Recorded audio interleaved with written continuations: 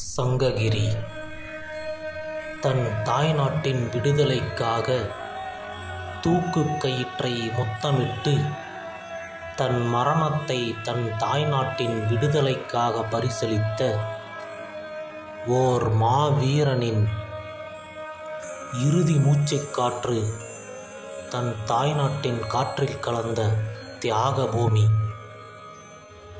இன்று பாரத நாடெங்கும் பட்டொலி வீசி பறக்கும் பாரத தாயின் மூவர்ண கொடி வெறும் காற்றில் மட்டுமா பறக்கிறது?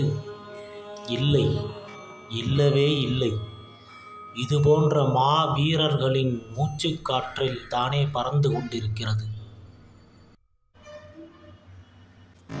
தன் தாய்நாட்டு மக்களின் உழைப்பை சுரண்டி ஆங்கிலேயர்களுக்கு வரி வசூல் செய்து கொண்டு சென்ற தண்டல்காரர்களை தடுத்து நிறுத்தி அந்த வரி பணத்தை பிடுங்கி தன் தாய்நாட்டின் மக்களுக்கு திருப்பிக் கொடுத்த தீரன் சின்னமலையிடம் நாங்கள் வரி எங்கே என்று கேட்டால் ஆங்கிலேய அதிகாரிகளுக்கு என்ன சொல்வது என்ற கேள்விக்கு சென்னிமலைக்கும் சிவன்மலைக்கும் இடையே ஓர் சின்னமலை வந்து பறித்து கொண்டான் என்று போய் கூறு என்று சொன்ன தருணத்தில் தீர்த்தகிரி கவுண்டர் தீரன் சின்னமலை எனும் புகழ்நாமத்திற்கு சொந்தக்காரரானார்.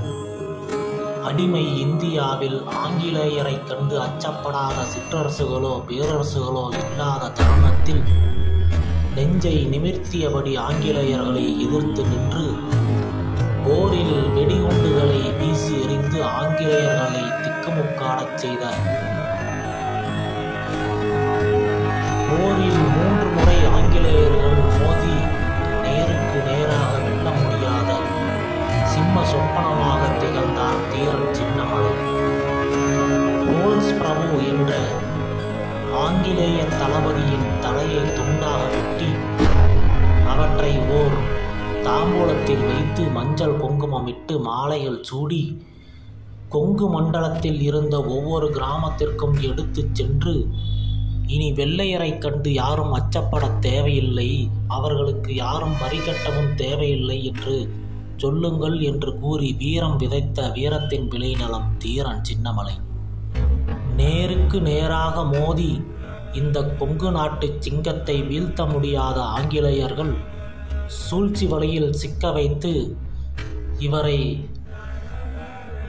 இந்த சங்ககிரி மலைக்கோட்டையின் மீது ஏற்றி தூக்கு மேடையின் முன்னிறுத்தி உன் நாட்டை உனக்கே தருகிறோம், நீயே ஆண்டுகொள், ஆனால் எங்களுக்கு வரி மட்டும் செலுத்தி அடிமையாக இருந்துவிடு என்று கூறிய ஆங்கிலேயர்களிடம் உன்னிடம் வரி கட்டி நான் அடிமையாக வாழ்வதை விட என் தாய்நாட்டின் விடுதலைக்காக என் இன்னுயிரை தருவதே மேல் என்று கூறி தானாக முன்வந்து தூக்கு கயிற்றை மாட்டிக்கொண்டு தன் இன்னுயிரை தாய்நாட்டிற்காக ஈந்த மாவீரன் தான் தீரன் சின்னமலை. அடிமையாக 1000 ஆண்டுகள் வாழ்வதை விட வீரனாக ஓர் நாள் வாழ்ந்தாலும் அவனை வரலாறு என்றும் நினைவு கூறும் என்பதே நிதர்சனமான உண்மை. அக்காலத்தில் ஆங்கிலேயர்களும் மண்டியிட்டு வாழ்ந்தவர்கள் யாரையும் நாம் இன்று நினைவு கூறுவதில்லை.